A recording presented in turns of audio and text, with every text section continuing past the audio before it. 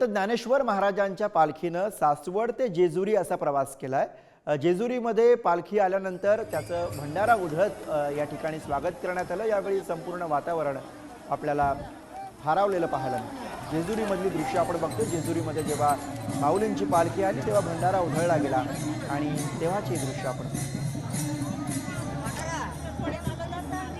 पिवळ्या रंगामध्ये नावून निघालेली ही जेजुरी आपल्याला या दृश्यांमध्ये दिसू शकते।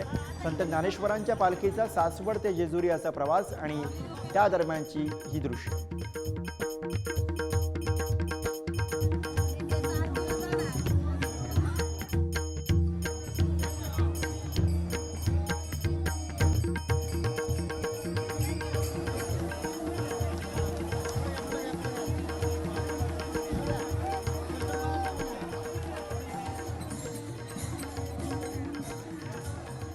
Thank you.